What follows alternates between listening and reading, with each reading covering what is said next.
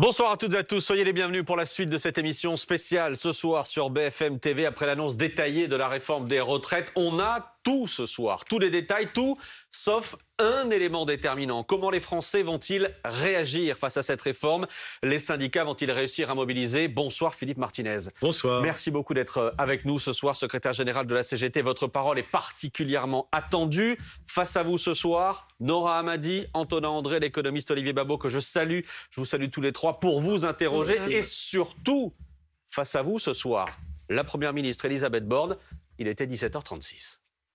À compter du 1er septembre, l'âge légal de départ à la retraite sera relevé progressivement de 3 mois par an pour atteindre 64 ans en 2030. Quelques mots historiques. Âge de départ à la retraite porté à 64 ans, passage accéléré aux 43 années de cotisation. Est-ce que ce que vous venez d'entendre est pour vous une déclaration de guerre sociale? Faire attention avec les termes. En tout cas, c'est une déclaration qui est inacceptable, pas que pour nous, vous l'avez noté, pour l'ensemble des syndicats de ce pays. Et c'est des choses qu'on avait déjà dit à la Première ministre lors des différentes concertations. Enfin, ils appellent ça comme ça, donc je reprends les termes pour que tout le monde comprenne. Et au ministre du Travail qui vient de quitter de ce plateau. Je parle de déclaration de guerre sociale. C'est une expression qui est employée ce soir par une partie de la France insoumise, par exemple. Oui, mais nous, on est à la CGT, on fait attention avec les propos belliqueux, surtout dans le contexte qu'on connaît en Europe et dans le monde. Donc, en tout cas, c'est une mesure qui est inacceptable. Nous l'avons répété à plusieurs reprises à la Première ministre, au ministre du Travail, au ministre de l'Économie. Je pense que le président de la République, qui a dit qu'il écoutait plus maintenant dans son deuxième quinquennat, a dû l'entendre. Donc, c'est en fait... le constat que la position d'arrivée du gouvernement est la même que la position de départ, malgré les discussions, malgré les avertissements et les alertes de la CGT et de l'ensemble des syndicats. On va parler dans une seconde de la première journée de mobilisation que vous appelez de vos voeux le 19 janvier. Simplement, je repense que vous parliez de ces négociations, de ces discussions avec le gouvernement sur le cœur de la réforme, âge de départ, durée de cotisation. Le gouvernement n'a pas du tout entendu les syndicats. Pas du tout. C'est d'ailleurs ce qu'on déclare dans le propos qu'on a fait tout à l'heure avec mes collègues des autres organisations syndicales. Dans notre déclaration, nous précisons bien que le gouvernement n'a pris en compte aucune des propositions et des remarques des organisations syndicales, ce qui pose problème. Les syndicats se sont réunis tout à l'heure dans la foulée des annonces d'Elisabeth Borne. Tout de suite après les annonces, décision prise à l'unanimité. Première journée de mobilisation le 19 janvier, jeudi, dans 10 jours donc. Qu'est-ce que vous espérez ce jour-là? On espère qu'il y aura du monde. Et quand on regarde les sondages d'opinion, et j'insiste là-dessus, parce que les sondages d'opinion sont plus tout à fait les mêmes qu'il y a 4 ou 5 ans. Écoutez le ministre du Travail tout à l'heure qui disait, ou un parlementaire qui disait, quand je me promène dans la rue, les jeunes me disent, mais la retraite, aujourd'hui, dans les sondages, ce sont les jeunes d'abord qui disent, on ne veut pas travailler jusqu'à 64, 65. Même il y a des sondages qui commencent à dire, il faudra revoir la question des 60 ans. Donc il faut du monde. Et ça... Cette réforme, elle vient de surcroît dans un contexte, vous le savez, parce que vous le commentez régulièrement, de tensions sociales. Il y a beaucoup de grèves dans les entreprises sur la question des salaires, la question du pouvoir d'achat est posée. Il y a des problèmes d'emploi, des problèmes liés à l'énergie qui ont des conséquences sur l'emploi. Il y a des entreprises où les salariés sont en chômage partiel, et quand on est en chômage partiel, on touche moins. Donc c'est tout ça qui était déjà dans le paysage social, et cette réforme vient en rajouter. Nora. Alors, mais Philippe Martinez, est-ce que vous espérez une coagulation de toutes ces revendications? Est-ce que vous appelez de vos voeux quelque chose qui soit plus large encore que la réforme des retraites et qui permette de coaliser tout ce que vous venez de dire autour du pouvoir d'achat, des salaires? Ou est-ce que véritablement les journées d'action auxquelles vous appelez les Français à participer, c'est spécifiquement sur les salaires? Non, sur les retraites. Sur les retraites. Non, mais j'avais compris. Pardon. Cette journée d'action, elle est spécifiquement sur les retraites avec l'actualité. Mais il est évident qu'il y a des mobilisations en ce moment sur les questions salariales. En plus, il y a des négociations annuelles obligatoires qui vont s'ouvrir sur les questions salariales. Donc il ne s'agit pas de dire aux salariés qui vont se mobiliser sur les salaires, laissez tomber, c'est les retraites. C'est les salariés qui décident de leurs priorités. Par contre, on fait des formations, on va faire des débats publics. Le lien entre salaire et retraite, il faut continuer à l'expliquer, mais il est évident.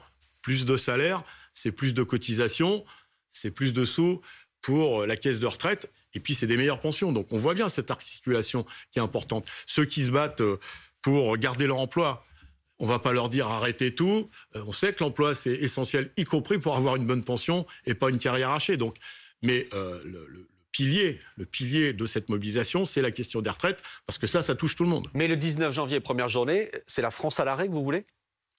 Si les salariés le décident, ça sera la France à l'arrêt, bien sûr. Justement. Mais vous comprenez que ça fait un petit moment qu'on en discute, on a fait des formations, parce qu'il faut expliquer. Certains veulent nous faire croire que c'est un débat d'experts. Il faut être un expert des retraites pour comprendre. C'est facile de comprendre que tout le monde va travailler plus longtemps. Ça, c'est facile de le comprendre. Et donc, oui, mais les salariés, en tout cas, notre appel, il est clair. Manifestation, grève. Et puis, s'il y a des grèves reconductibles, eh ben, il y aura des grèves reconductibles dans les secteurs qui l'auront décidé. En tout cas, nous sommes pour. Les sondages disent que 64% des Français sont effectivement contre cette réforme, sur le principe. Pour autant, ça ne veut pas dire qu'ils suivront l'appel des syndicats à se mobiliser dans la rue. C'est-à-dire que vous aussi, vous jouez assez gros sur ce mot d'ordre. Parce que d'une certaine façon, depuis quelques années, on voit bien que les syndicats sont un peu en perte de vitesse.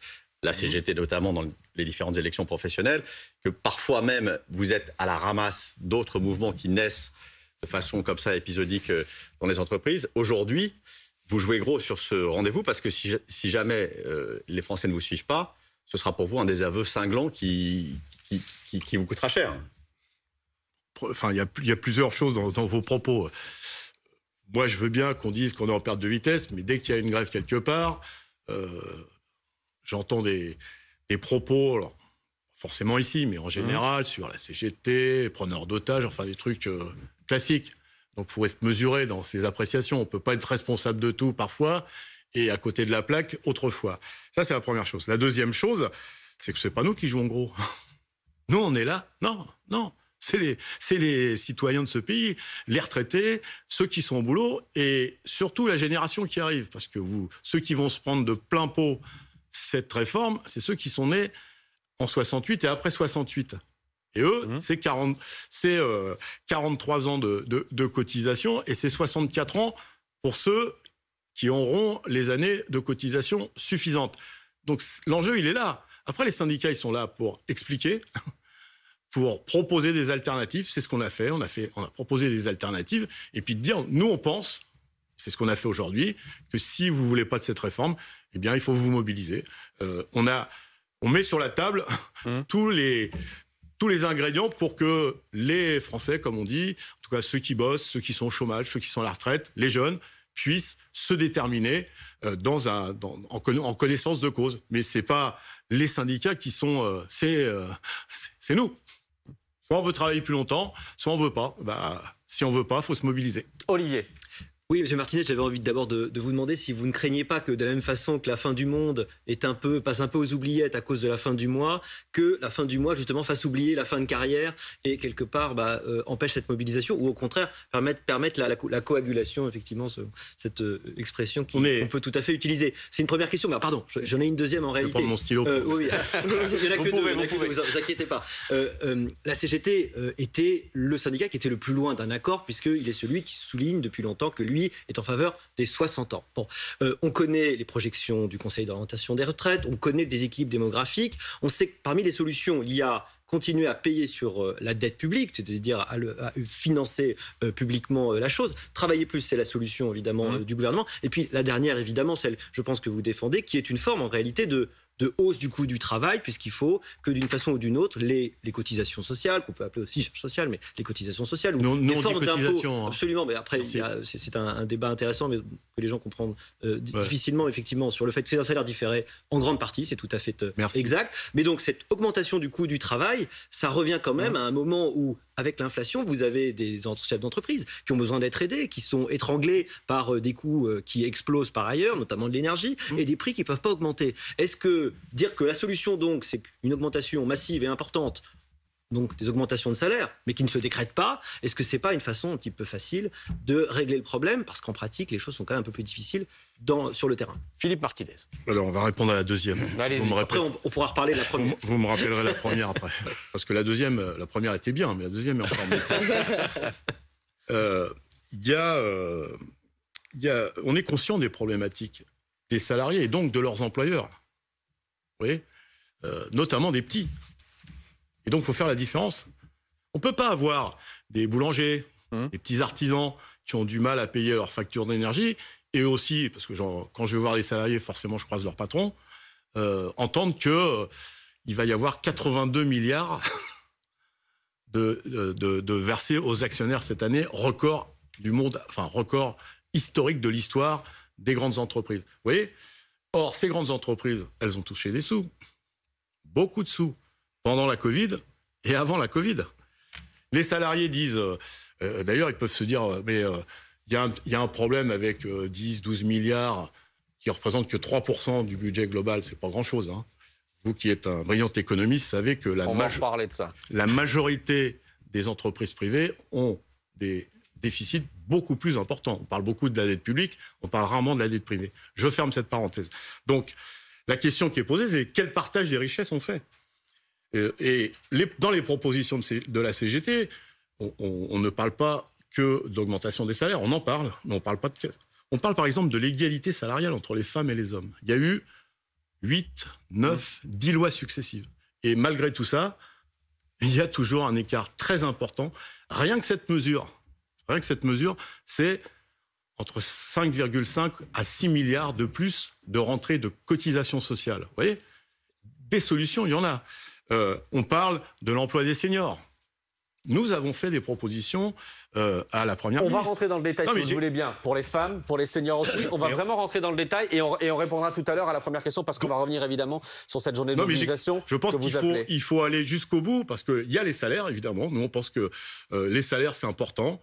Et il y a des possibilités de mieux répartir les bénéfices engrangés par les grandes entreprises sur l'ensemble de ce qu'on appelle la chaîne de valeur, c'est-à-dire sur les sous-traitants. Parce que quelqu'un qui travaille dans une petite boîte pour un grand groupe, lui, il touche rien des bénéfices que font les grands groupes. Donc, vous voyez, il y a à réfléchir, c'est des propositions qu'on fait. J'ai bien compris qu'à gauche, tout le monde voulait intervenir. Nora, j'ai bien vu que vous vouliez intervenir, mais d'abord, il faut qu'on rentre dans le détail quand même de ce qui a été annoncé cet après-midi, qu'on fasse un peu de pédagogie, évidemment. Équilibre, justice et progrès. Ce sont les trois mots pour résumer, les trois mots d'Elisabeth Borne pour résumer cette réforme. Vous avez 3 mots pour résumer cette réforme, vous ? Ah oui, injustice, inégalité, et puis régression sociale. Injustice, inégalité, régression, on va en parler. Parce que c'est quand même fort de café, parce qu'elle a démarré par ça, la Première ministre, d'expliquer qu'on va travailler 2 ans de plus et que c'est du progrès social. Alors ça, il faut être balèze pour dire des trucs comme ça. Peut-être y a-t-il des progrès tout de même dans cette réforme. On est là pour en parler ce soir. D'abord, on va voir, justement, on va voir avec vous, Pauline Simonet, très concrètement, qui sont les gagnants et les perdants de cette réforme annoncée aujourd'hui. Tout d'abord, une grande partie des actifs qui ne rentrent pas dans les critères de pénibilité, de carrière longue, sont en quelque sorte perdants puisqu'ils devront travailler plus longtemps pour obtenir une pension à taux plein. C'est le cas de Didier, par exemple, qui est né en 1964. Il a commencé à travailler à 23 ans. Il touchait 2 fois le SMIC. Il pouvait partir à 62 ans avant la réforme. Il devra attendre au moins 63 ans, voire 64 ans, pour partir à la retraite à taux plein. Mais puis un autre exemple de perdant de cette réforme, la plupart des régimes spéciaux existants, à la RATP, les industries électriques et gazières ou à la Banque de France, ces régimes spéciaux vont prendre fin. Donc si on prend l'exemple de Bernard, né en 1980, qui va postuler à la RATP dans le courant de cette année, avant la réforme, il aurait bénéficié d'un régime spécial. Après la réforme, ce ne sera plus le cas, il devra partir après 64 ans. Et puis du côté des gagnants, maintenant, si on peut dire gagnants, il s'agit des toutes petites retraites, les petites pensions des futurs retraités qui justifient d'une carrière complète, elle ne pourra pas être inférieure à 85% du SMIC, donc 1 200 € environ. C'est le cas d'Hélène, qui est née en 1961. Elle a fait sa carrière complète au SMIC. Elle a commencé à travailler à 20 ans. Avant la réforme, elle devait partir à 62 ans et toucher 1 118 € par mois. Ensuite, après la réforme, elle partira à 62 ans et 3 mois, mais elle touchera 1 193 €, donc plus ou moins 1 200 € par mois. Et puis, autre gagnant affiché, en tous les cas, par le gouvernement, ce sont les femmes aux carrières hachées. Les périodes de congé parental seront à l'avenir prises en compte. On va regarder le cas de Myriam, qui est née en 1972. Elle est hôtesse de caisse, elle travaille depuis ses 19 ans. Elle est mère de 3 enfants. Elle a au total eu 1 an de congé parental. Avant la réforme, elle ne pouvait pas disposer de carrière longue, mais après la réforme, elle pourra partir à 62 ans. Et puis, enfin, il y a une partie des actifs pour qui, en fait, ça n'a pas absolument rien changé, ni gagnant ni perdant. Il s'agit notamment de cadres qui ne sont pas concernés par la pénibilité ou les carrières longues. Ils devaient de toute façon partir après 64 ans pour toucher une retraite à taux plein. C'est le cas de Clarisse, née en 93, cadre dans une entreprise. Elle a commencé sa carrière à 24 ans. Eh bien, avant la réforme, elle devait attendre 67 ans pour partir à taux plein. Et après la réforme, ce sera toujours 67 ans pour partir à la retraite à taux plein. Merci à vous, Pauline Simonet. À quel âge allez-vous partir à la retraite, vous qui nous regardez?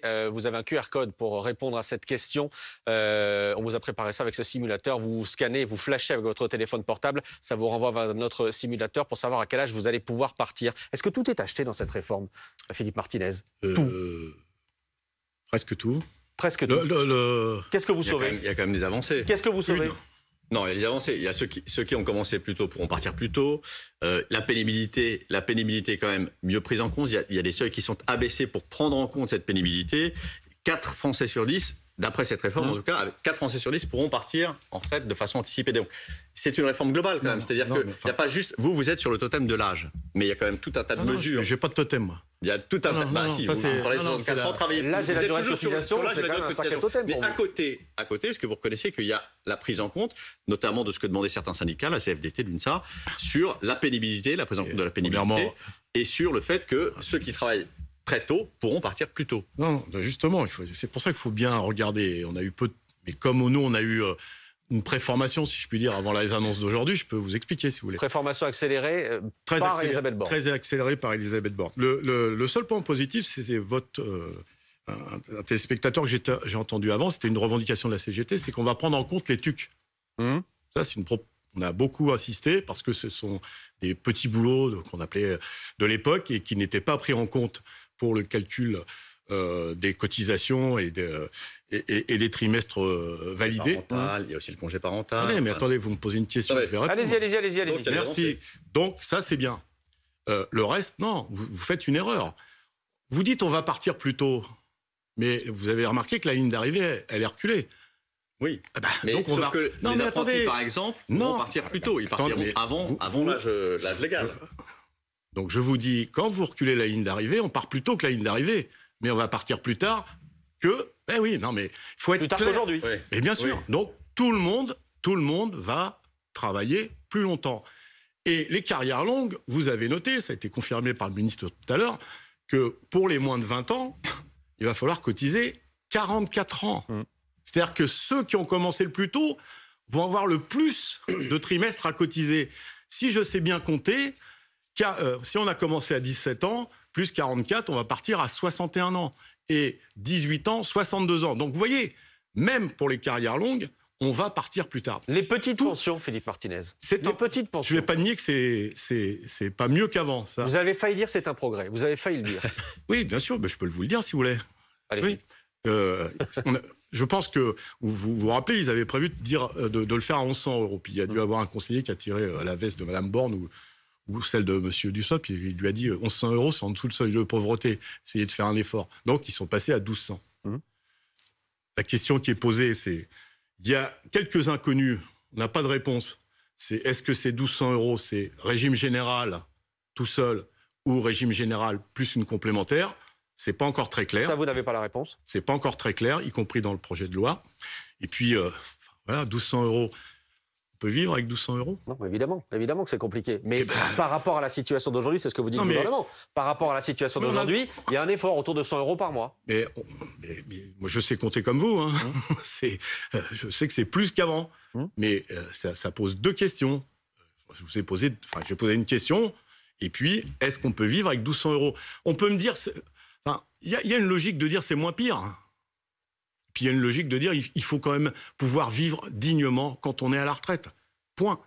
C'est aussi ce qui nous oppose avec le gouvernement. Entre c'est moins pire et puis, surtout en ce moment, 1200 € pour vivre. c'est plus que limite. C'est plus que limite. On parle des femmes, Nora Hamadi ? Oui, alors vous avez évoqué tout à l'heure la situation spécifique des femmes et les écarts de salaire. Alors on estime qu'ils sont encore aujourd'hui autour de 20 à 22%. Alors les femmes, c'est plus de carrière hachée, c'est aussi plus d'arrêts. On évoquait le congé parental qui sera désormais pris en compte. Toutefois, on voit encore des écarts qui seraient de l'ordre de 40% entre les retraites des femmes et les retraites des hommes. Ça, c'est quoi ? C'est un angle mort de cette réforme ? Ça rejoint la question de tout à l'heure, c'est lié au salaire. Plus vous avez des problèmes de salaire durant votre carrière, plus l'écart il s'amplifie au moment des pensions. Oui, mais comment on compense dans l'absolu aujourd'hui, sachant qu'il va falloir reprendre dans ce cas-là 45 ans de carrière ? Il faut appliquer les lois sur l'égalité salariale entre les femmes et les hommes. C'est indispensable. Ça, c'est automatiquement, ça permettra aux femmes d'avoir une meilleure pension. La deuxième chose, c'est qu'il faut faire le ménage, permettez l'expression, dans les temps partiels imposés. On sait que les temps partiels, c'est beaucoup les femmes et que 80%, c'est du temps partiel imposé. Et ben, il faut qu'il y ait des négociations dans les entreprises pour que ces temps partiels puissent travailler à temps complet, 32 heures par exemple par semaine, vous voyez, comme on le propose. Ça fait des salaires plus hauts et ça joue sur les retraites. Vous voyez, quand je vous disais que le lien entre retraite et salaire, il est important. Et donc, plus on est pénalisé durant son activité en matière salariale, plus ça a un phénomène d'amplification au moment de la retraite. Donc oui, Philippe Martinez, congé parental dont parlait Nora Hamadi, ce sera pris en compte jusqu'à 4 trimestres. Là aussi, c'est un progrès. J'ai pas tout étudié parce qu'on a eu... Il y a des choses nouvelles dans ce qui a été présenté. Il faut savoir si c'est validé et cotisé. Ouais, c'est des questions importantes parce que on peut avoir ces trimestres de valider et puis pas avoir les cotisations suffisantes. Ça devrait être validé et cotisé, mais on va voir. Et à quel taux c'est cotisé ? Sur quelle base ? C'est des questions qui méritent des explications. Ça a dû vous faire bondir cet après-midi, mais dans la présentation d'Elisabeth Borne, au chapitre justice de cette réforme. Elisabeth Borne a notamment parlé des régimes spéciaux. Un certain nombre de régimes spéciaux vont disparaître, c'est en tout cas la volonté du gouvernement. Pauline en parle à l'instant. Pour ce qui est de la RATP, les électriciens, les gaziers, des régimes spéciaux qui coûtent à tout le monde 6 milliards d'euros par an par rapport au régime classique, payé par tout le monde évidemment. Est-ce que ça, jusqu'à maintenant, est-ce que ça c'était juste ? Bien sûr. Pourquoi ? On est raccord. Pourquoi ? On est raccord. Premièrement, il faut faire un peu d'histoire. Ces régimes dits spéciaux, ils ont été créés avant le régime général. C'est d'ailleurs sur la base de ces régimes spéciaux qu'a été construit par Ambroise Croizat la sécurité sociale et le régime général. C'est la première chose. Donc, il y avait une prise en compte d'un certain nombre de choses. L'antériorité ne vaut pas légitimité, pardon, mais les temps changent. Non, on peut aussi considérer que le principe d'égalité est un principe qu'on peut retenir. C'est juste pour faire un peu les salariés. C'est juste pour faire un peu d'histoire parce qu'on a l'impression. Non, mais l'antériorité ne vaut pas légitimité. On peut changer les choses. Je continue. C'est juste pour faire un peu d'histoire parce que on donne trop l'impression qu'il y avait le régime général et puis on a fait pour certains des avantages. Ça a été construit avant. C'est tout ce que je dis. Bon. Donc, venons-en. Les régimes particuliers, c'est pour prendre en compte des problèmes de pénibilité, par exemple. Et donc, plutôt que d'aligner tout le monde vers le bas, c'est-à-dire de remettre en cause des régimes particuliers, pourquoi un métier, mais on va en parler de la pénibilité, un métier comparable, on ne donne pas les mêmes droits de pénibilité. Prenons un exemple qui est très courant, commun, un chauffeur de bus. Pourquoi on ne mettrait pas au même régime, cas de le dire, un chauffeur de bus d'une boîte privée avec quelqu'un de la RATP. Voilà. Parce que le métier a évolué aussi, la pénibilité n'est pas la même. Mais un conducteur de TGV aujourd'hui, c'est pas tout à fait pareil qu'un conducteur de Michelin il y a 20 ou 30 ans. Vous ne faites pas le coup du charbon. Non, mais pardon, mais je veux dire, ces métiers-là ont évolué aussi dans le sens d'un meilleur confort de travail. Et voilà. Tous les métiers ont évolué. C'est pas pour ça qu'ils sont pas pénibles. Vous savez, on dit que c'est des privilégiés. Pas vous, évidemment, mais c'est ce qu'on entend. Les privilégiés encore en grève. Ils sont tellement privilégiés qu'il y a des problèmes de recrutement et à la SNCF et à la RATP. Vous le savez qu'il y a des problèmes de recrutement. Oui, il y en a dans beaucoup de filières. Non. C'est des privilégiés. C'est ce qu'on entend à chaque fois qu'il y a des grèves. Pourquoi un métier où il y a des privilégiés, considérés comme des privilégiés, ont des tels problèmes de recrutement. Ça doit poser question. Oui, c'est dur ces métiers-là.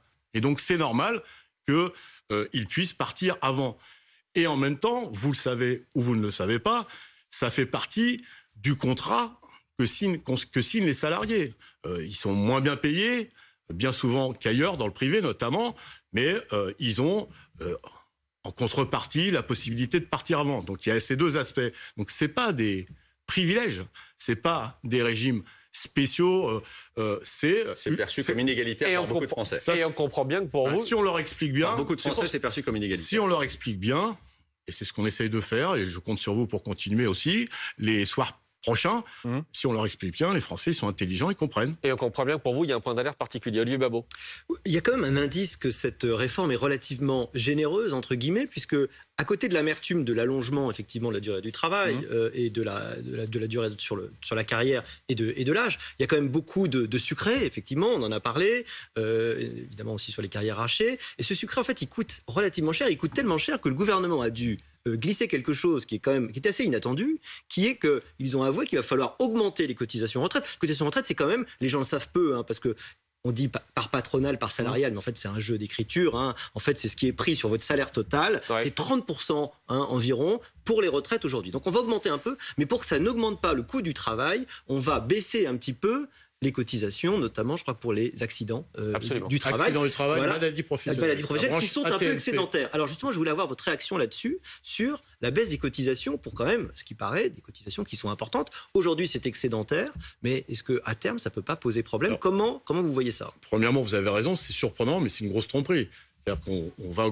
J'ai cru comprendre, mais là aussi, il faudra relire. On va augmenter, donc on dit, voyez, on fait payer les employeurs, on va augmenter la part patronale des cotisations, que la part patronale. Donc on dit, oui, tout le monde va contribuer. Mais tout de suite derrière, on dit, on va baisser d'autres cotisations, qui sont aussi sur les feuilles de paye dans la partie patronale, des accidents professionnels. Parce que le gouvernement ne veut pas plomber le coût du travail en France. Non, attendez, c'était pas la question initiale. Oui, mais c'est l'argument donné par le gouvernement.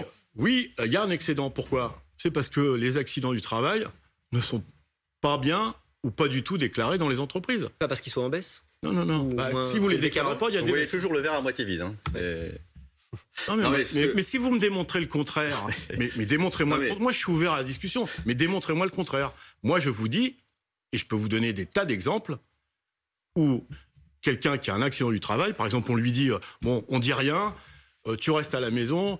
si tu dois venir travailler, on te paiera le taxi pour aller et revenir. Ça, c'est du concret, monsieur. Il y a l'inspection du travail qui, derrière, vérifie ce genre de choses. Et pas non plus... Et quoi qu'il arrive, on va pas faire le débat là-dessus ce soir. Mais donc je continue. Votre avis sur cette mesure. C'est ce qui explique cet excédent, parce qu'il n'y a pas suffisamment de déclarations. C'est aussi pour faire de la prévention. C'est important de faire. Et donc, on dit... En fait, c'est des vases communicants. Donc on déshabille Paul pour habiller Pierre. Exactement. Mais pour le patronat, c'est zéro. La pénibilité, Philippe Martinez. Oui. Le gouvernement dit qu'elle sera mieux prise en compte avec cette réforme, parce qu'il y aura un suivi médical renforcé, parce qu'il y aura la possibilité de départ anticipé pour ceux précisément qui ont un travail pénible. Meilleure prise en compte, vous dit le gouvernement. Qu'est-ce que vous répondez ce soir sur ce sujet-là? On le sait, il est capital aussi pour les syndicats. Il est très important. On a fait des propositions. Premièrement, il réintègre des critères qu'ils avaient supprimés. Absolument. On était passé de 10 critères à 6 critères et il y aura de nouveau. Il n'en intègre que 3. Absolument. D'accord? Donc pourquoi pas 4? Oui. Mais oui, charge lourde. Faites un stage dans une entreprise de BTP, mais pas dans un bureau.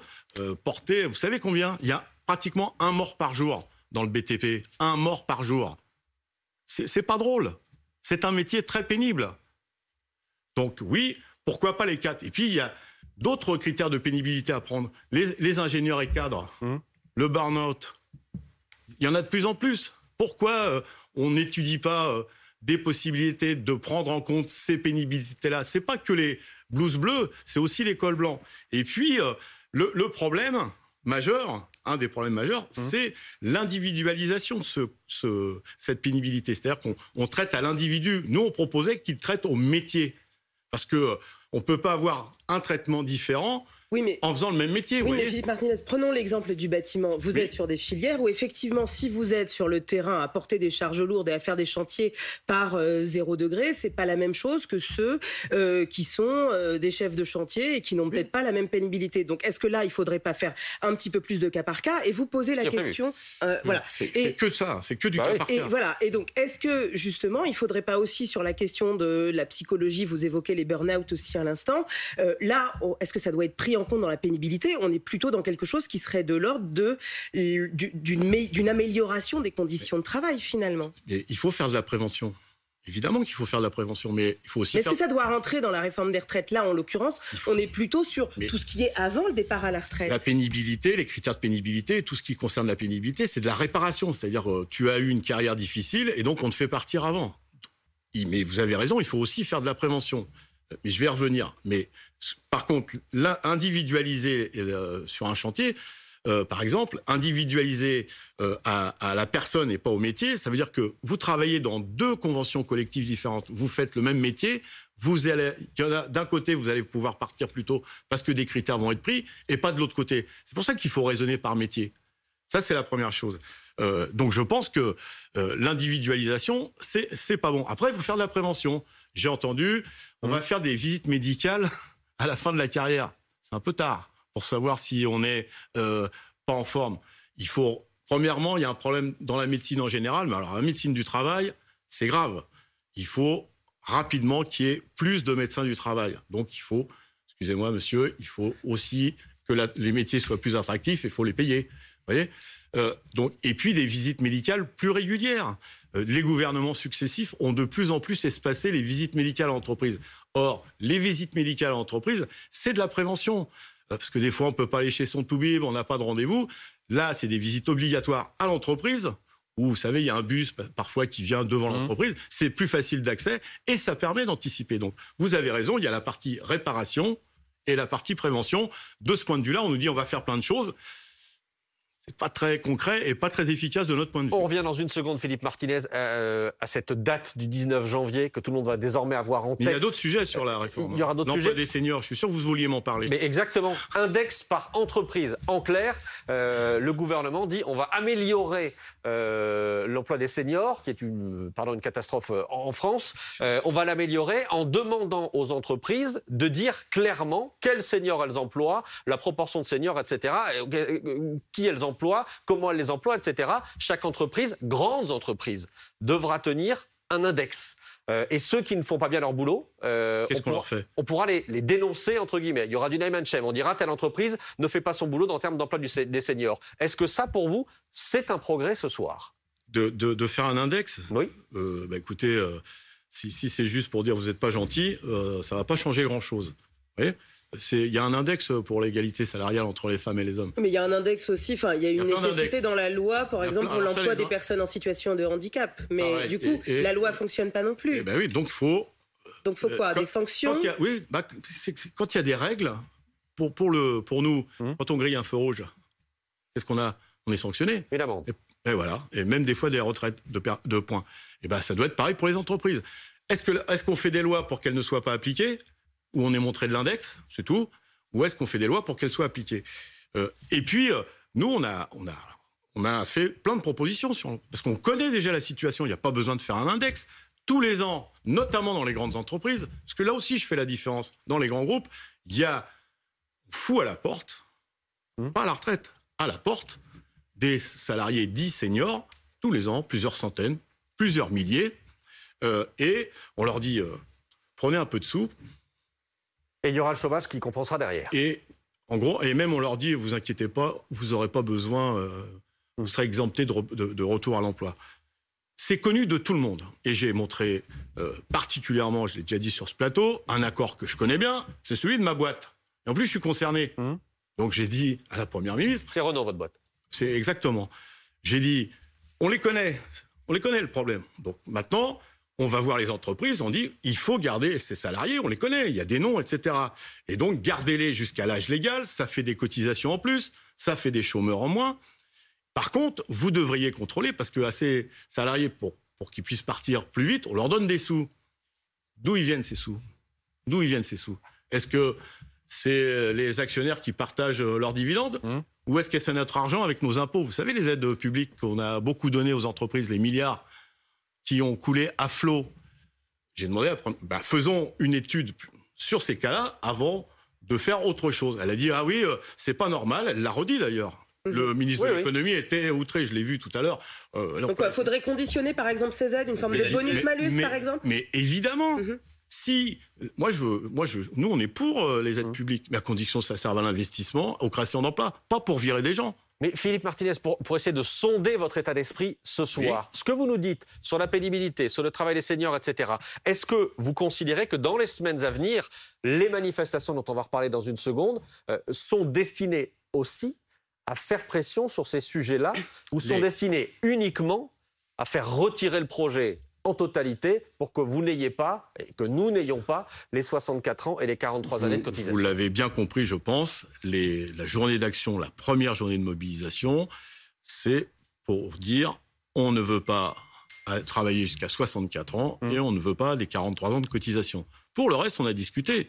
On veut être entendu aussi. Vous avez vu qu'on connaît bien le sujet, on a fait des propositions, on peut être d'accord ou pas d'accord, mais par exemple sur l'emploi des seniors, ça devrait pas être sujet à polémique. Mais donc tant que c'est 64 ans et 43 annuités, c'est niet, de toute façon. Ça sert à rien de négocier le reste, puisque de toute façon... Pour 8 syndicats en France, qui est quand même assez exceptionnel, reconnaissez-le, et pour un président de la République qui a dit, au lendemain de son élection, la deuxième, j'ai changé, je vais écouter et je veux prendre en compte votre avis, quand les 8 syndicats disent niet, ça devrait déboucher un peu les oreilles. Philippe Martinez, alors ça veut dire qu'il va y avoir des actions dans la rue, il va y avoir des journées de mobilisation, mais est-ce qu'au moment où on va rentrer dans le travail parlementaire, vous allez pousser aussi auprès de vos partenaires, je ne sais pas, à la FI, à la NUPES, est-ce que vous allez pousser des amendements de telle sorte à ce que toute cette partie tout ce que vous portez aussi puisse avancer? Attendez, pardon, mais quand vous dites partenaire pour la NUPES, ça vous fait rire. Oui, si, ça vous fait rire. Oui, parce que c'est pas des partenaires. C'est pas des partenaires, mais bon, vous êtes plutôt du même bord, je dirais. J'ai noté qu'il reprenait beaucoup de propositions de la CGT, qui nous écoutent. C'est plutôt bien. Vous voyez, j'ai même entendu qu'il serait le 19 dans la rue, derrière nous, ce qui est plutôt une bonne chose aussi. Voilà, mais vous avez bien dit derrière vous, et on va en parler. Oui, mais je sais ce que je dis. Hein. Mais moi, je note, j'essaie de souligner. Vous voyez, bien. J'essaie, je suis. Ça s'oppose pas. On a déjà rencontré des parlementaires, et pas que de nos partenaires, comme vous dites. On a rencontré des sénateurs de droite, on explique. Il n'y a que le Rassemblement national avec qui on ne discute pas. Pour les autres, on discute. Et il y en a qui nous écoutent, qui nous entendent et qui reprennent et qui nous demandent des explications sur l'emploi des seniors, parce qu'ils découvrent des choses. On est là pour ça.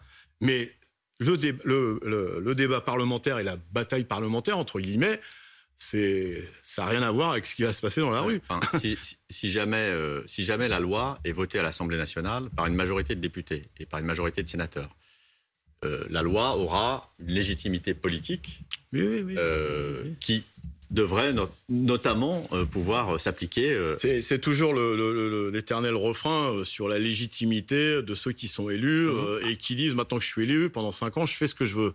Ils ont été élus là-dessus. Par vos électeurs, c'est les mêmes que vous appelez à manifester, c'est les Français qui les ont élus. Si une majorité se dégage à l'Assemblée pour cette loi... C'est tout, enfin je ne vais pas en discuter... On est dans une démocratie représentative. Je sais ce que c'est qu'une démocratie représentative. Nous aussi, on est élus dans les entreprises, vous savez ça. Nous aussi, on est élus dans les entreprises. De plus en plus mal élus, mais vous êtes élus. Beaucoup mieux que certains députés, cher monsieur. Mais je vous donnerai les chiffres la prochaine fois. Là aussi, ça mériterait un peu plus de détails que ce que vous dites. Beaucoup mieux. Regardez le taux de participation dans les élections partielles. Mais répondez à la question. Si l'Assemblée vote cette loi... Vous me chatouillez sur quelque chose, vous permettez que je vous réponde. Donc, je ferme cette parenthèse... mais je vérifiais les taux de participation dans les partiels d'élections législatives et on en reparle la prochaine fois qu'on se voit. Donc, ce que je veux dire, c'est que c'est un éternel débat. Monsieur Macron est légitime, il a été élu par les Français. Mais dire que tous les Français qui ont voté pour lui ont voté pour lui parce qu'il proposait de reculer l'âge de la retraite, je trouve que c'est un raccourci un peu facile. Alors, je vais préciser... Parce que moi, j'en connais plein des Français qui ont voté pour lui, mais surtout pour éviter que des racistes arrivent au pouvoir. Philippe Martinez, je vais préciser pour ne pas faire de raccourci. Il y a les Français qui ont voté pour Emmanuel Macron, il y a les Français, souvent les mêmes, qui ont voté pour les députés Renaissance, En Marche, etc. Il y a éventuellement les Français qui ont voté pour des députés les Républicains, qui, eux, étaient transparents là-dessus aussi. Eux aussi voulaient repousser l'âge de départ à la retraite. Si on a cette coalition-là qui se monte à l'Assemblée, c'est une coalition qui arrive avec une certaine légitimité, un vrai poids issu des élections. Vous avez compris que je ne conteste pas leur légitimité. J'ai dit attention au raccourci qui consiste à dire vous avez voté pour moi, donc vous êtes d'accord sur tout ce que je propose. Oui, la nuance, elle est importante. Mais nous, on croise aussi beaucoup, enfin pas Martinez tout seul, il y a 600 000 adhérents à la CGT. Et si on additionne les adhérents des autres syndicats, ça fait beaucoup de monde. Beaucoup plus que les adhérents des partis politiques qui, eux, seraient légitimes et pas nous. Je ferme aussi cette parenthèse. Ils nous disent des choses. Et sur le report de l'âge légal, même ceux qui ont voté Macron ou pour la droite, ils disent non, ça c'est pas possible, c'est tout. Bon. Ils ont aussi une légitimité, ces citoyens. D'ailleurs, il y a beaucoup de débats, et les Gilets jaunes aussi en ont parlé sur la légitimité des élus, sur des prises de décision. On ne peut pas dire vous avez voté pour moi, maintenant je fais ce que je veux. Il y a aussi besoin de consulter les citoyens de temps en temps. On a bien compris que la date à retenir, c'était pour l'instant la première date, le 19 janvier. Il y a unanimité chez les syndicats pour dire que cette journée-là, jeudi de la semaine prochaine, dans 10 jours, donc, il y aura cette grande journée de mobilisation que vous appelez de vos voeux. Elisabeth Borne vous a répondu ce soir sur ce premier appel à la mobilisation. Alors, je ne suis pas sûr qu'elle vienne à la manif. C'était pas tout à fait l'esprit de ce qu'elle disait ce soir, notamment chez nos amis de France 2. Regardez la réponse de la Première ministre. Moi, je souhaite convaincre. Ce projet, nous y travaillons depuis des semaines, depuis le mois d'octobre. Nous y avons travaillé naturellement avant, mais il a fait l'objet de beaucoup de concertations. Je suis convaincue que nous proposons un projet qui, certes, est un projet d'équilibre et donc demande de travailler progressivement plus longtemps, mais qu'il y a vraiment des avancées aussi. On tient compte des situations de ceux qui ont commencé à travailler tôt, de ceux qui ont des métiers difficiles, et on améliore la prise en compte de ces métiers difficiles, et on fait beaucoup de prévention de l'usure professionnelle. On a des avancées sur le niveau des pensions pour les futurs retraités, pour les retraités actuels. Merci. Donc moi, je souhaite convaincre. Elle souhaite convaincre. Vous convaincre, c'est pas gagné, on l'a compris. Je vais vous montrer des images, Philippe Martinez. Vous vous souvenez de 1995 ? Forcément, la réforme... Pardon ? J'étais beaucoup plus jeune. Oui, nous aussi. La réforme Juppé, jusqu'à 2 millions de personnes dans la rue. Réforme abandonnée au bout de quelques semaines, sous la pression de la rue. Est-ce que pour vous, ces images-là, c'est la référence ultime ? C'est exactement ce qui doit se passer pour vous dans les jours qui viennent ? C'est en tout cas une bonne référence. On peut faire mieux même. Vous pouvez faire mieux. Vous pouvez faire mieux aujourd'hui que 2 millions de personnes dans la rue. Bien sûr. Je pense que parce que y a du ras-le-bol, on est dans une autre situation, le contexte est différent.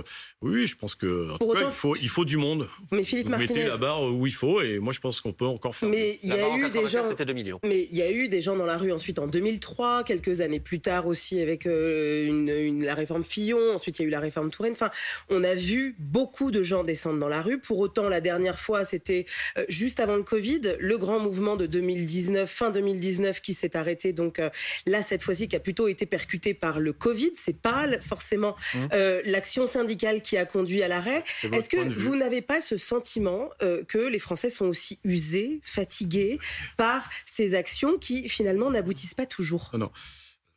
Premièrement, je mets un petit bémol à ce que vous avez dit. Heureusement qu'il y a eu des mobilisations en 2019-2020, sinon la réforme serait passée avant la Covid. Vous parliez du débat parlementaire, oui, les mobilisations, c'est aussi, ça permet aussi que le débat parlementaire, il dure un peu plus. En tout cas, il y avait beaucoup de monde. Je ne sais pas si on était à 2 millions, mais on a franchi plusieurs fois le million. On sait qu'on n'est pas en 95, on n'est pas en 68. Le monde du travail, il a changé. On en est conscient, puisqu'on le côtoie tous les jours. Même encore en 95, il y avait des très grandes entreprises où tout le monde avait le même statut. Aujourd'hui, dans un même établissement, se côtoient des sous-traitants, des prestataires, des intérimaires, des CDD, il n'y a jamais eu autant de diversité. C'est difficile, oui, parce que faire grève quand on est précaire, c'est très dur. C'est pas uniquement parce qu'on perd du salaire, c'est parce qu'on risque sa place. Ça n'existait pas, les livreurs à vélo Uber en 95, ça n'existait pas. Il faut prendre en compte. Et oui, on sait que c'est plus dur. Est-ce que pour ça, il faut renoncer à tout? On est conscient parce que les salariés nous le disent. Et puis, quand on est mal payé, même 1 heure de moins sur sa paye, ça fait mal. Mais est-ce que vous dites que cette lutte sociale, vous appelez à dire que cette lutte sociale, elle est fondamentale parce que si on n'y arrive pas ce coup-ci, c'est-à-dire si les syndicats et si les salariés ne se mobilisent pas, pour le coup, ça risque d'être un précédent et un coup de boutoir dans le dialogue social. En tout cas, ce que je veux dire, c'est que c'est un enjeu important, parce que, je vous le répète, ça touche tout le monde. C'est quelque chose d'extrêmement grave, ce qui se passe. Et oui, il y a besoin d'inverser un certain nombre de choses. On gagne beaucoup plus dans les entreprises. Beaucoup de grèves sont victorieuses dans les entreprises. Pas toujours à la hauteur des revendications, mais elles sont victorieuses. Ça a été le cas ces dernières semaines sur l'inflation. Et sur les hausses de salaire. Oui, il y a beaucoup de grèves sur les salaires. Il y a des entreprises qui avaient décidé de donner 0 et qui ont été obligées de donner quelque chose, 5-6%, pas suffisamment, mais voilà. Par contre, on a besoin non seulement d'empêcher les reculs, mais nous pensons qu'il y a besoin maintenant d'inverser. C'est-à-dire qu'il faut regagner des choses. Oui, mais regardez, il y a eu la réforme du chômage qui a été entérinée. Là, vous avez perdu aussi. Donc, est-ce que vous n'êtes pas dans un moment où on est plutôt dans... Même si c'est très grave ce qui s'est passé sur le chômage. Ceci dit, c'est pour le Français moyen ou le travailleur ou la travailleuse moyenne, c'est pas pareil. On rêve plutôt de pas être au chômage, donc on se dit, oulala, ça me concerne pas. C'est là où c'est difficile. C'est plus facile à mobiliser pour vous sur les retraites que là-dessus. Normalement, tout le monde est concerné par la retraite. Pour le chômage, c'est un peu différent. Et puis, il y a aussi tout ce débat malsain sur les chômeurs sont des assistés. On oppose. La retraite, ça concerne tout le monde. Il y a besoin de discuter avec les nouvelles générations, mais ça les concerne aussi. Tout le monde. Mais vous tous ceux qui pourront passer le cap des 64 ans sans être au cimetière avant, avec les conditions de travail. Mais sinon, la retraite, ça concerne tout le monde. C'est la différence avec le chômage. Mais vous avez raison, on aurait dû faire plus fort sur le chômage. En tout cas, on a dit ce qu'il fallait, mais c'est plus difficile sur le chômage. Oui, mais ça pose la question de votre capacité collective au niveau des syndicats à réitérer ce qui s'est passé en 95 ou à d'autres moments. Vous sentez ce doute qui flotte sur ce plateau et ailleurs. Quand vous entendez, par exemple, celui que l'on cite systématiquement ces dernières semaines, c'est-à-dire le politologue Jérôme Fourquet, qui parle d'une espèce d'apathie politique qui aurait gagné la France et qui ferait qu'une partie des Français éventuellement contre cette réforme, se soit résigné malgré tout à cette réforme et ne vous rejoignent pas dans la rue. Je pense avoir été clair sur les problématiques qui sont différentes dans le monde d'aujourd'hui par rapport à 95, c'est pas si loin que ça. Et pourtant, le monde du travail a été complètement chamboulé. Mais il y a aussi des choses qui ont changé pour les syndicats. Les ordonnances Macron ont diminué de près de 40% les délégués de proximité. C'est sûr que c'est plus dur quand il y a moins de délégués de proximité d'être auprès des salariés, ce qui parfois... Délégués syndicaux. Hein. Des représentants des salariés, délégués du personnel. Non, mais c'est pour préciser les choses. Délégués du personnel, c'est-à-dire ceux qui bossent à l'atelier, au bureau, près. Parce que Macron, qui ne connaît rien au syndicalisme, veut faire de nous des experts comme les siens, et qu'on discute entre experts et qu'on explique à la majorité ce qui est bien ou pas bien pour eux. Je ferme cette parenthèse là aussi. Et donc ça pèse aussi. Et c'est pour ça qu'il y a des mouvements, y compris dans des entreprises où on est organisé, qui peuvent pas nous échapper, mais où les salariés peuvent dire mais on vous a pas vu, on veut faire des choses. On en est tout à fait conscient. Mais là aussi, il y a des explications. On fait certainement pas suffisamment bien notre boulot parce qu'on n'est pas parfait.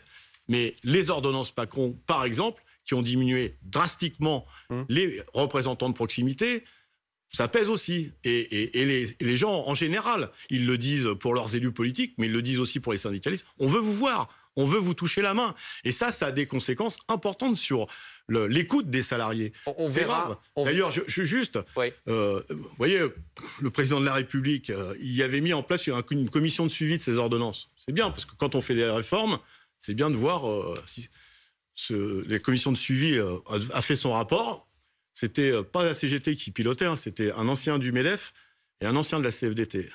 Ils ont rendu un rapport très critique justement sur ces problématiques. La commission est supprimée. On verra dans une seconde ce que disent les renseignements territoriaux de la mobilisation à venir, comment ils voient les choses. On verra ça avec Pauline Simonet dans une seconde. Mais simplement, vous dites que les choses ont changé depuis 1995 dans la manière dont nous travaillons aujourd'hui en France, dans la manière dont la société est organisée. Est-ce que ça implique pour vous un changement de méthode? Est-ce que la mobilisation qui vient dans les semaines qui viennent implique forcément, comme en 1995, de tenter de mettre la France à l'arrêt? Je pense qu'il ne faut pas présenter les choses comme ça.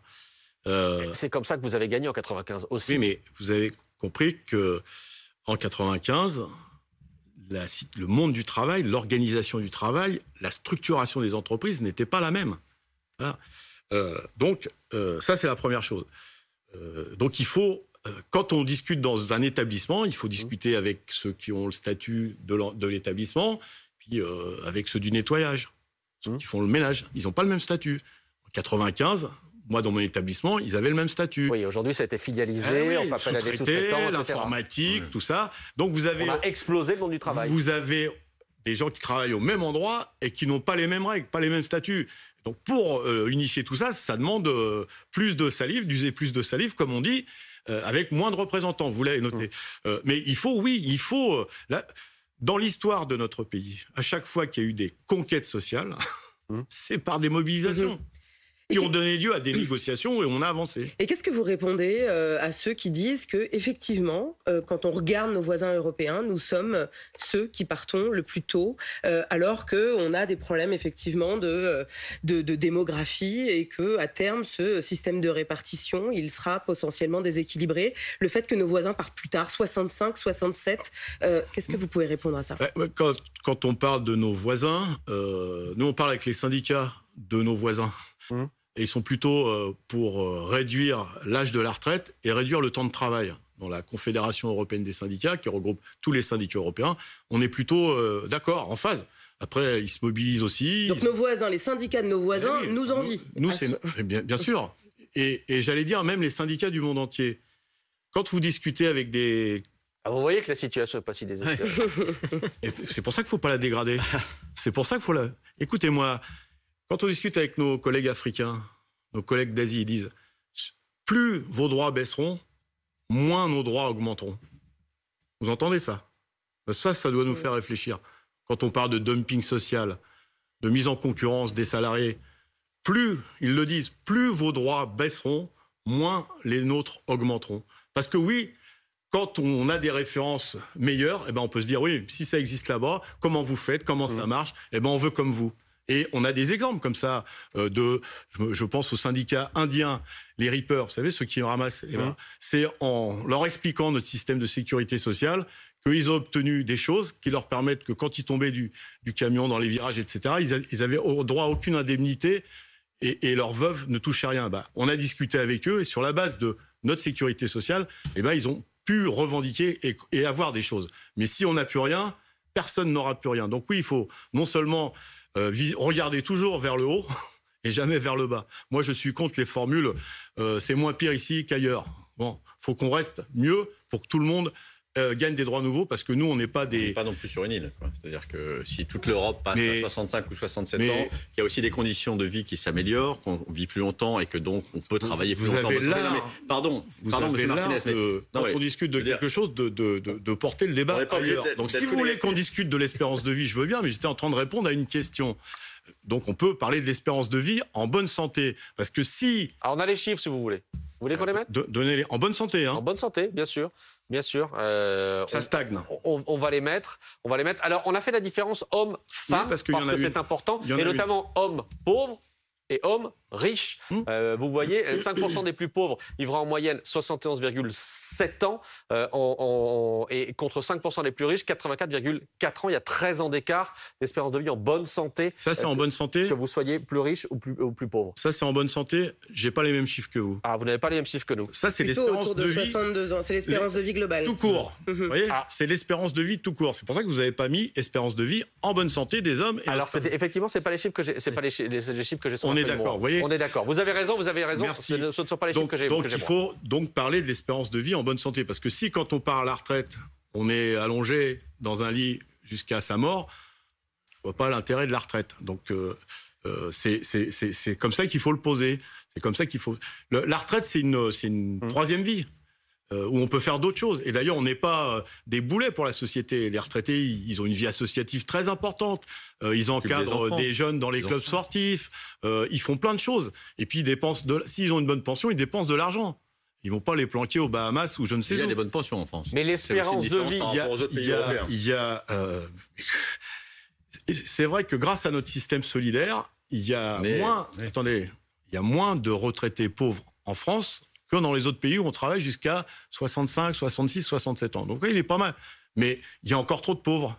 Et il y en a de plus en plus, notamment chez les retraités. Je reviens, Philippe Martinez, au 19 janvier et à la suite. Vous le savez, les services de renseignement territoriaux essaient de scruter ce qui se passe en région notamment et essaient d'anticiper un peu ce qui pourrait se passer en termes de mobilisation. Il y a une note qui a été rendue par ces services de renseignement territoriaux. BFM TV a pu avoir accès à cette note. Pauline Simonet, que dit cette note sur ce qui pourrait se passer, sur la manière dont les Français et les syndicats pourraient se mobiliser contre cette réforme des retraites? Eh bien, selon cette note, les services de renseignement sont inquiets, très inquiets sur le climat social très tendu en France. Les policiers craignent, je cite, la colère du corps social qui pourrait se mobiliser dans le prolongement des annonces du gouvernement. La crainte principale, c'est l'addition des différents mécontentements. Selon cette note, toujours, la poursuite de la dégradation du pouvoir d'achat, couplée à des réformes mal perçues, pourrait conduire à une nouvelle mobilisation citoyenne d'ampleur. Les inquiétudes se concentrent autour de 3 points principaux. Tout d'abord, des grèves longue durée. Au-delà des traditionnels cortèges de voie publique, dit cette note, le mouvement pourrait se traduire par des grèves dans plusieurs secteurs clés de l'économie,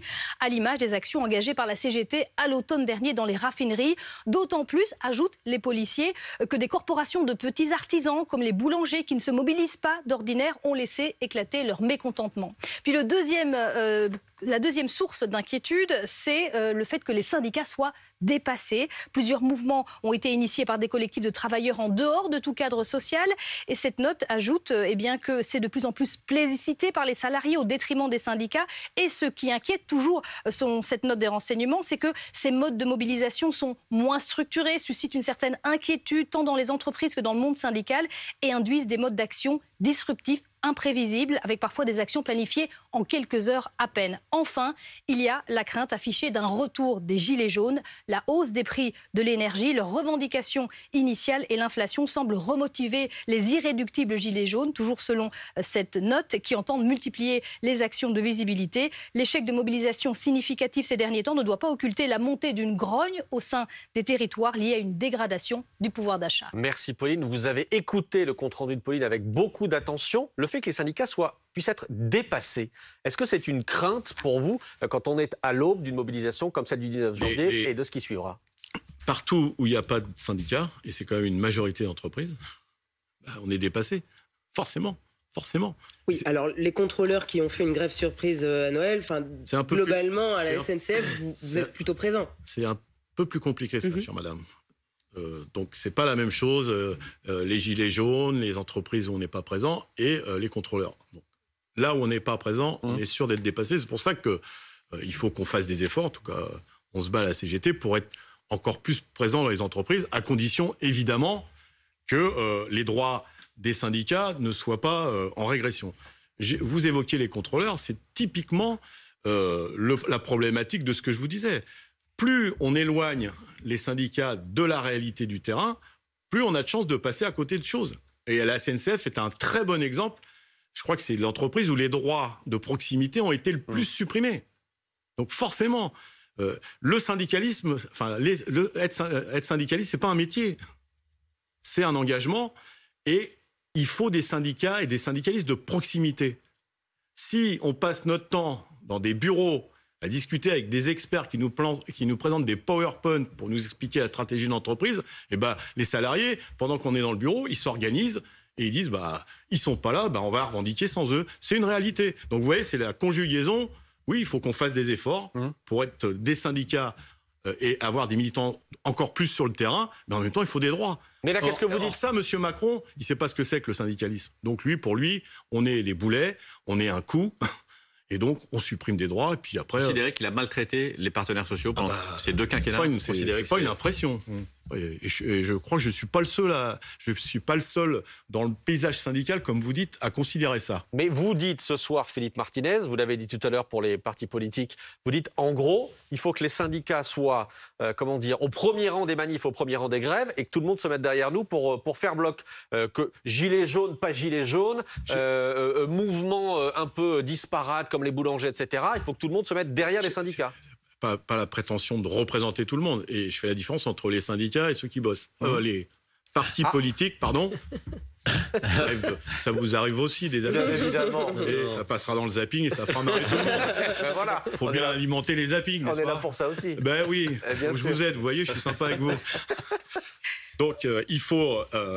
nous, on considère que sur les questions sociales, c'est le mouvement social et donc les syndicats, ils doivent proposer des choses.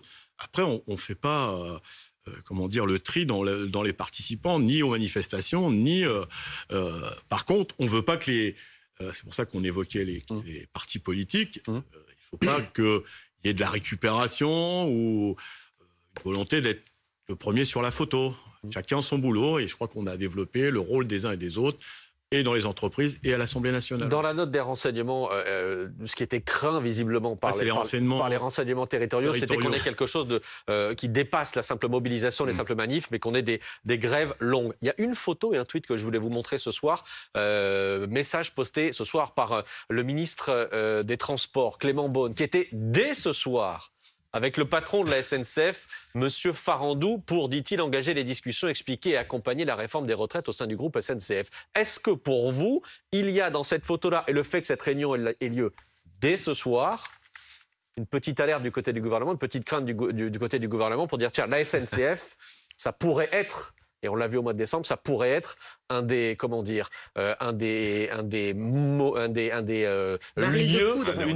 une des entreprises en pointe dans la mobilisation. Je vais y arriver. Je trouve cette photo très intéressante.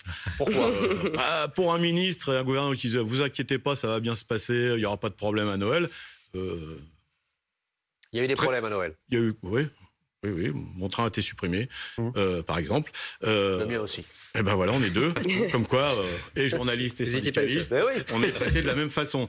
Ce que je veux dire, c'est que oui, ils ont tout intérêt à s'en préoccuper, parce que à la SNCF, il y a déjà un préavis qui est déposé depuis... à la RATP aussi. Mais là, on parlait de M. Farandou et de M. Beaune. Des quatre syndicats, et donc l'alerte, elle est lancée. L'alerte, elle est lancée, et ils ont dit on attend que les confédérations plantent le décor, et nous, on va s'inscrire dans ce que proposent les confédérations, mais avec aussi notre propre autonomie, et c'est normal, de gestion de la grève, des mobilisations, mais c'est bien que ce soit les principaux intéressés qui gèrent leur conflit. Je voudrais qu'on parle dans une seconde de la répartition des rôles entre syndicats et politiques. On en a dit un mot, mais il va falloir détailler les choses parce qu'il y a pas mal de choses intéressantes ce soir. Mais d'abord, Olivier Babot, question pour Philippe Martinez. Oui, moi je vais un peu revenir sur ma première question de tout à l'heure. C'est bon, on l'avait oublié. Parce que c'est la vraie question. On a mis avec le Covid 250 milliards pour les aides. Puis on a mis, en quoi qu'il en coûte, en 2022, quelque chose comme 48 milliards. On s'apprête en 2023 à mettre quelque chose comme 58 milliards. Donc c'est quand même une action de l'État. Je crois que les gens reconnaissent, même si c'est jamais assez, parce que la fin du mois, elle reste difficile.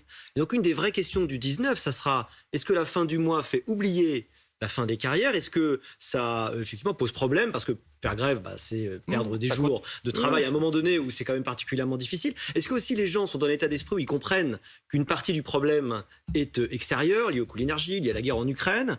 Ou est-ce qu'au contraire, vous vous attendez à ce qu'il y ait une sorte de coagulation des inquiétudes et des volontés de changer les choses, ce qui pourrait donc mettre le feu aux poudres, ce qui serait plutôt ce que vous demandez? J'ai commencé à aborder la question en disant qu'on n'allait pas mettre de côté les questions salariales, les questions d'emploi. Après, vous avez raison, les gens ils disent... Alors l'argent a coulé à flot, pas toujours dans les bonnes poches ou dans les bons tuyaux, mais on va pas. Je suis sûr qu'on sera pas d'accord sur le Covid. Je suis sûr qu'on sera pas d'accord, donc on va pas commencer le débat là-dessus. C'est avec ça. Je suis sûr qu'on est d'accord sur pas grand-chose, ça j'ai remarqué, mais c'est pour ça qu'on est là pour discuter. Ça nous empêche pas d'échanger. Absolument. Moi, je suis pour le débat. Je suis pour le débat. Par contre, oui, vous avez raison. Par exemple, les gens se disent, mais on a déversé des milliards, et pas que pendant la Covid. Vous avez oublié de parler des exonérations de cotisations, de la remise en cause de l'impôt sur la fortune, etc. Ils nous disent et ils nous embêtent pour 10 milliards. C'est rien, 10 milliards. avec tout l'argent qui a été dépensé pendant la Covid et avant la Covid, parce que des aides aux entreprises, il y en a beaucoup, et notamment aux grandes. C'est pour ça qu'il faut, y compris, revoir dans les aides aux entreprises le lien entre ce que je voulais essayer de vous expliquer tout à l'heure, le rapport entre grandes et petites entreprises. C'est les grandes entreprises qui captent beaucoup d'argent, et y compris qui dégagent les bénéfices du travail des petites entreprises, et donc des salariés aussi des petites entreprises, qui bien souvent d'ailleurs, quand elles font plus affaire, on ferme et puis on va fabriquer ailleurs. Donc oui, de l'argent il y en a, mais de l'argent il y en a, il faut que ça soit mieux réparti. C'est d'ailleurs un sujet de négociation avec le patronat qui dit on peut parler de tout sauf d'augmentation de salaire. Vous voyez, eux aussi sont constants, hein, comme nous. Il y en a eu des augmentations de salaire, ils ont plutôt plus augmenté en France que dans les autres pays européens hein, depuis le début de l'inflation. Oui, mais parce qu'il y a sûrement qu'il y a eu plus de mobilisation en France que dans les autres pays, même si je salue les mobilisations au Royaume-Uni, qui sont très importantes, mais la situation est assez dramatique par exemple, pour que les infirmières, les personnels soignants se mettent en grève, pas avec un brassard, hein. Arrête le boulot, c'est que c'est dramatique. Mais en France, on n'est pas terrible non plus, et les annonces du président Macron de vendredi, je vous assure, n'ont rien réglé. Bien au contraire. Mobilisation à venir ici en France à partir du 19 janvier. Quelle place pour les politiques? Ce soir, il y avait notamment un meeting à gauche, meeting de la NUPES, un premier meeting ce soir contre cette réforme des retraites. Il y a un certain nombre de voix ce soir à gauche qui disent « Nous, on sera là, le 19 ». Écoutez François Ruffin, le député de la France Insoumise. On a les gens, ils sont d'accord avec nous. Et ils sont contre Macron. Mais aujourd'hui, il faut passer ce contre-là, qui peut être un contre de résignation aussi, à un chemin d'espérance et venir dire il y a un moyen de faire mieux aujourd'hui, de dire non à cette réforme qui est profondément injuste et on peut gagner. Voilà. Et donc pour ça, il faut qu'on encourage tous les gens qui vont venir là à aller distribuer des tracts pour réveiller les soignants dans les hôpitaux et leur dire c'est maintenant, c'est le moment. Aller chercher les enseignants dans les lycées et leur dire c'est maintenant, c'est le moment. Aller chercher les ouvriers dans les ateliers et leur dire c'est maintenant, c'est le moment. Et ce moment, c'est jeudi prochain, jeudi 19, dans la rue, derrière les syndicats. Je complète ce que vient de dire François Ruffin à l'instant par le tweet de Jean-Luc Mélenchon. Regardez, première réaction de l'ancien candidat à la présidentielle pour la France Insoumise et pour la NUPES. Report de l'âge de départ, augmentation des annuités, suppression des régimes spéciaux avantageux. La réforme Macron-Borne, c'est une grave régression sociale. Voilà ce que dit Jean-Luc Mélenchon, qui n'est évidemment pas candidat de la NUPES à la présidentielle. Je retire ce que j'ai dit, candidat de la France Insoumise. C'était une bêtise. Simplement, vous avez dit... tout le monde. Exactement, ça arrive à tout le monde. Je vous remercie, Philippe Martinez. Vous avez dit tout à l'heure... les politiques derrière. C'est ce qu'a dit Ruffin. C'est leur place. Les syndicats d'abord. Non, mais si vous êtes d'accord, très bien. C'est ce qu'a dit les Ruffin. Syndicats d'abord et les politiques derrière. C'est ce qu'a dit Ruffin, ce qu'a dit Marine Tondelier. Je l'ai entendu dimanche, je crois. C'est bien, c'est bien. Je note que Mélenchon n'appelle pas à la manif encore, mais il va sûrement tweeter bientôt qu'il faut être dans la rue le 19. Oui, c'est normal, ça fait partie des choses. On a besoin de travailler ensemble. On l'a évoqué tout à l'heure, mais nous sommes très attachés à notre indépendance. On revient dans le bon ordre, puisqu'il y a eu aussi des tentatives de prendre le lead de la part de certains de vos partenaires, pour reprendre le terme. Je pense qu'aujourd'hui, la situation est claire. La première mobilisation contre la réforme des retraites dans ce pays, c'est une mobilisation sociale et syndicale. Est-ce que tout le monde est le bienvenu dans votre cortège du 19 ? Non, pas les députés ou les représentants du Rassemblement national. J'ai eu l'occasion de le dire à plusieurs reprises. Je ne suis pas le seul. Je sais que Laurent Berger, on est d'accord à 100% sur cette question. Nous n'avons pas les mêmes valeurs. Nous ne considérons pas que le problème du chômage en France, c'est les étrangers. Nous ne considérons pas que tous les problèmes en France sont liés aux étrangers. Nous, au contraire, nous sommes aux côtés des travailleurs dits sans papier pour qu'ils soient régularisés, parce qu'ils travaillent ici, comme les autres. Et bien souvent, on a du chantage en l'emploi parce que... Il peut y avoir des électeurs du Rassemblement national, pas des députés, mais des électeurs qui soient dans vos cortèges. Qu'est-ce que j'ai dit ? Des députés ou des représentants du parti. Les électeurs... eux, faut les convaincre de ne plus voter pour ce parti-là. Mais quand vous entendez Jordan Bardella dire aujourd'hui qu'il veut être, avec son parti politique, l'opposant numéro 1 à cette réforme des retraites, qu'est-ce que vous lui répondez ? Je crois qu'il a dit à l'Assemblée, et on ne sera pas dans la rue, il a dit. Voilà ce que... Donc pour vous, chacun sa place. Non, eux ne seront pas dans la rue parce qu'ils considèrent que c'est pas...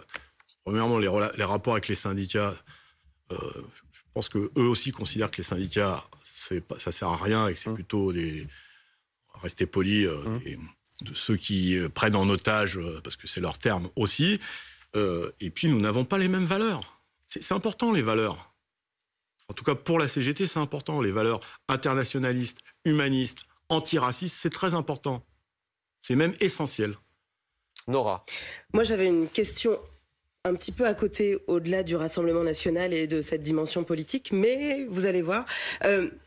on parle beaucoup donc de la réforme des retraites, de cet âge, de la nécessité justement de réinventer peut-être aussi notre rapport au travail. Est-ce que justement, c'est pas plutôt cette question-là qu'il va falloir à terme poser? Quel est collectivement notre rapport au travail quand on voit que depuis le Covid, on peut entendre aussi qu'on est face à une jeunesse qui peut parfois être un peu plus distante dans son rapport, qui n'a plus les mêmes envies, plus les mêmes aspirations. Est-ce que finalement, on ne se trompe pas de débat? Vous savez que ça fait 10 ans qu'on parle de ça? Ah bah... Non, mais je vous le dis. Au moins. 10 ans.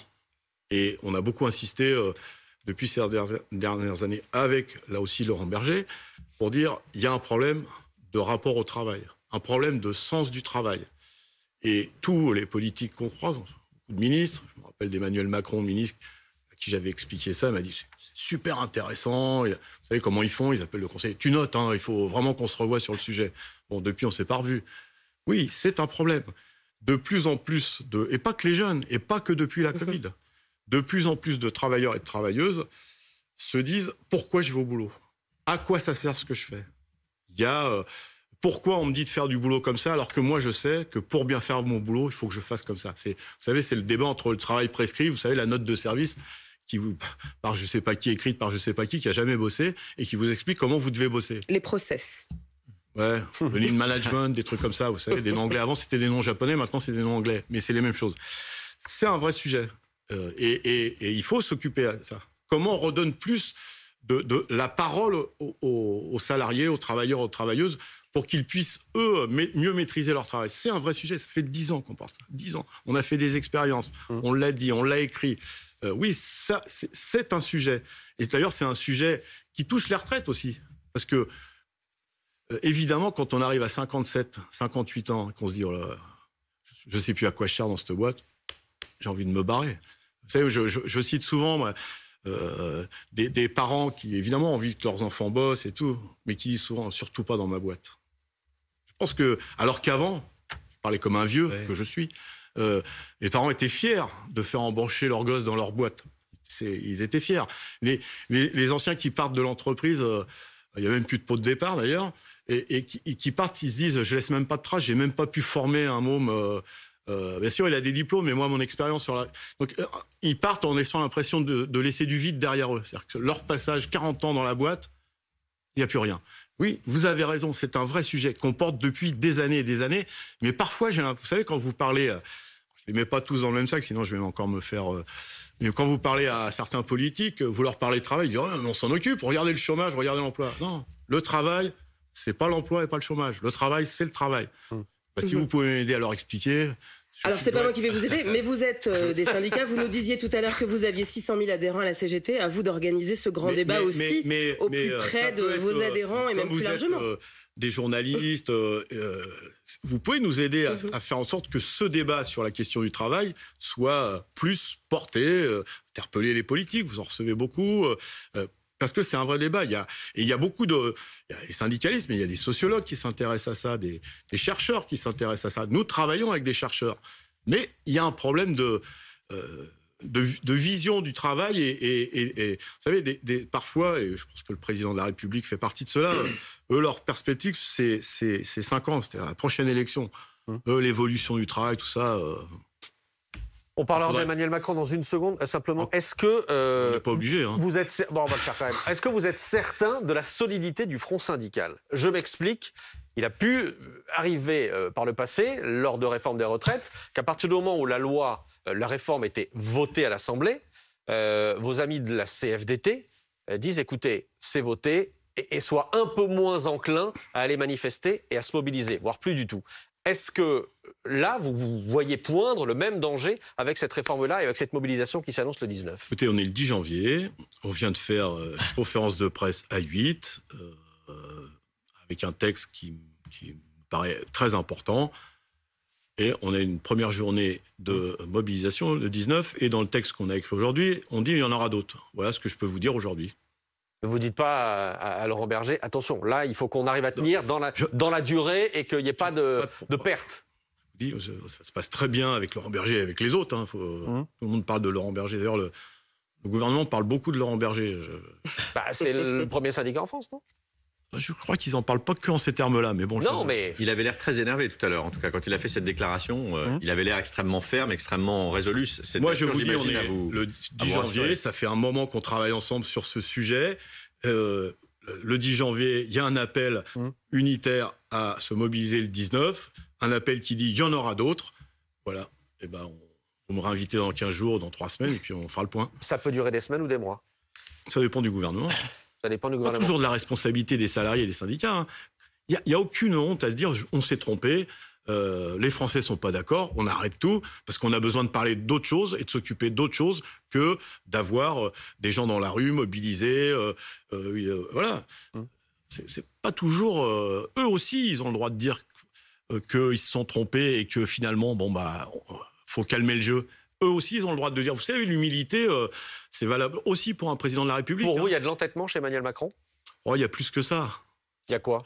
C'est, je pense, quelqu'un qui se considère qu'il connaît le chemin et que lui sait, et donc il va expliquer aux autres ce qui est bien ou pas bien. C'est une caricature de ce que je considère comme un expert, c'est-à-dire ceux qui vous expliquent à vous quelle est votre vie, alors que c'est vous qui la vivez et c'est vous qui la connaissez la mieux. Quand on est quand on est convaincu d'avoir raison tout seul, forcément on a des problèmes. Réformer coûte que coûte. C'est la deuxième réforme des retraites qu'il tente, le président de la République. Il y a eu celle avortée, on en a parlé tout à l'heure en Vous avez noté que c'est 2019, et celle qui arrive là. On a un petit débat, mais c'est la 6e ou 7e depuis 1993, où on nous dit à chaque fois... Ce sera la dernière. Ce sera la dernière, mais c'est toujours la même recette, il faut travailler plus longtemps. Donc ça fait beaucoup de dernières qui n'ont rien réglé. Peut-être qu'il faut essayer autre chose que toujours nous dire qu'il faut travailler plus longtemps. Ça aussi... Mais est-ce que vous y voyez, dans ce qui est en train de se passer, cette réforme qui a été présentée, quelque chose de très personnel de la part d'Emmanuel Macron, qui a toujours voulu se présenter comme un réformateur et qui l'a dit, je tiens quelque chose de symbolique, à savoir ma réforme des retraites. C'est pas personnel. D'autres l'ont fait avant lui. Lui veut démontrer... détendez-vous. Lui veut démontrer que... Mais c'est ce qu'il a toujours dit, que c'est moi, je fais ce que je dis. Donc c'est presque de... Oui, il y met un sens personnel. C'est-à-dire qu'on a bien compris qu'il mettait dans cette réforme un sens personnel, un enjeu par rapport à l'intérêt général. Il me semble que j'ai jamais été président de la République, mais il me semble que l'intérêt général, ça devrait être une des préoccupations majeures du président de la République. Mais c'est bien au titre de l'intérêt général qu'il porte cette réforme. Écoutez, c'est comme ça qu'il la présente. Oui. Il va falloir qu'il use de la salive, parce que pour l'instant, c'est pas perçu comme ça. Là où vous avez raison, c'est que, et c'est peut-être un argument sur lequel... D'ailleurs, on ne vous a pas tellement entendu sur cet argument-là, c'est le côté, il n'y a pas d'urgence. C'est-à-dire que les Français ont le sentiment qu'effectivement, il n'y a pas une urgence immédiate à réformer aujourd'hui Je crois vous l'avoir dit à plusieurs reprises, y compris ce soir, mais je veux bien vous le répéter, il n'y a pas d'urgence. C'est 12 milliards, c'est-à-dire entre 10 et 12 milliards, c'est 3% du volume global. Je vous l'ai déjà dit ça, et les gens vont dire, il radote Martinez. C'est 3% du volume global donné aux retraites, c'est 330 milliards, je regarde l'économiste, 330 milliards. 345 les retraites. 345 qui fait voilà. Donc c'est 3%. Toujours pratique d'avoir un économiste. Oui. J'espère que j'ai pas dit une bêtise, mais je pense que c'est à peu près ça. C'est autour de ça. C'est autour de ça.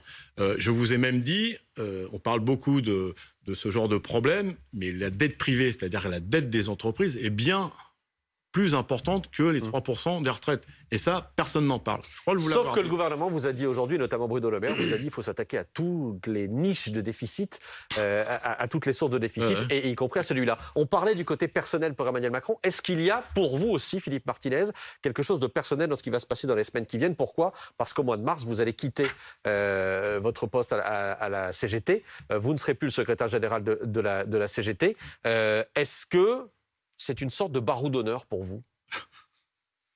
Écoutez, j'aurais réussi à vous faire rire à plusieurs reprises ce soir. Mais je suis quelqu'un de très souriant. Ben oui, on le voit. On veut me faire. Non, ça me fait rire parce que, premièrement, je vais vous faire un scoop. S'il y a encore des mobilisations au mois d'avril, je serai dans la rue, vous voyez. Et pourtant, je serai plus secrétaire général. Donc, c'est pas une affaire personnelle. Je vous ai dit que ça concernait tous les Français, tous les travailleurs et toutes les travailleuses. Quand on est syndicaliste, on essaye du mieux qu'on peut de défendre l'intérêt général. Ben voilà un vrai sujet d'intérêt général qui mérite, et c'est pas que Martinez, c'est toute la CGT qui va être mobilisée. Mais vous voudriez partir sur une victoire?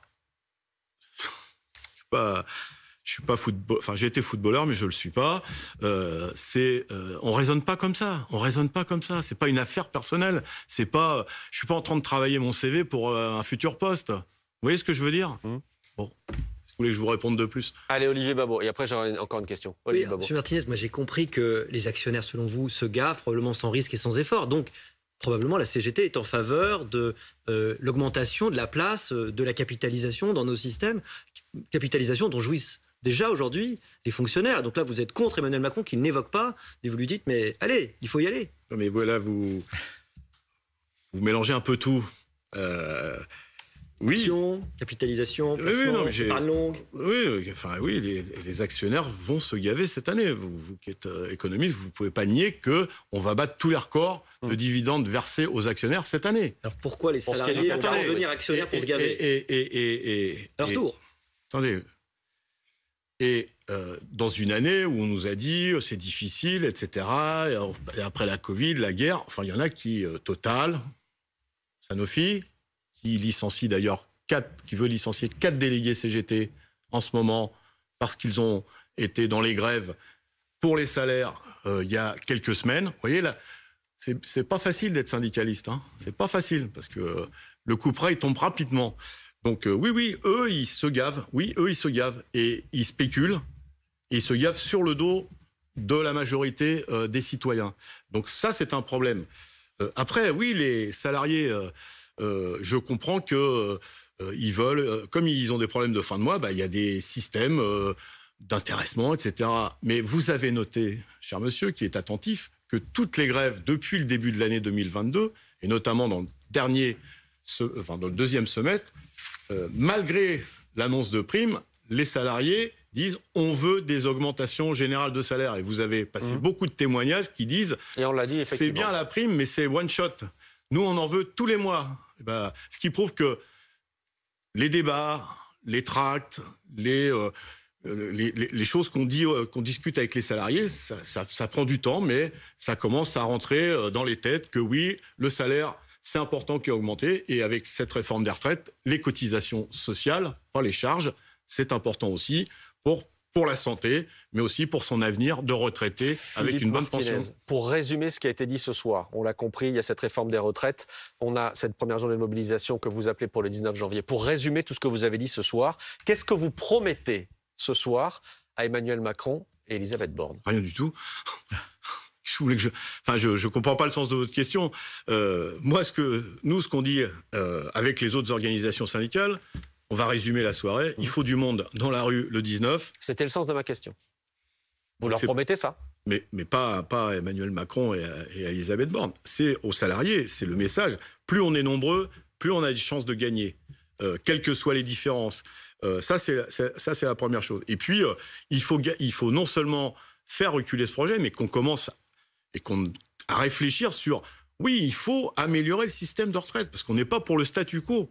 Et donc, oui, il faut discuter sur comment on fait rentrer plus d'argent, parce que vous savez que la sécurité sociale, c'est les retraites, c'est aussi la santé, on arrive au bout, et donc c'est aussi un message pour les soignants. Si on veut améliorer la santé, faut payer des cotisations. Tout le monde, même les milliardaires, devraient payer beaucoup plus de cotisations sociales. Merci Philippe Martinez d'être resté avec nous ce soir aussi longtemps en plateau, très tard, je vous le confirme. Je suis pour la réduction du temps de travail. Merci Philippe Martinez, merci à mes camarades de m'avoir accompagné ce soir, merci à vous d'avoir été fidèles. On revient évidemment ce soir dans une seconde sur cette réforme des retraites annoncée aujourd'hui par Elisabeth Borne. À tout de suite.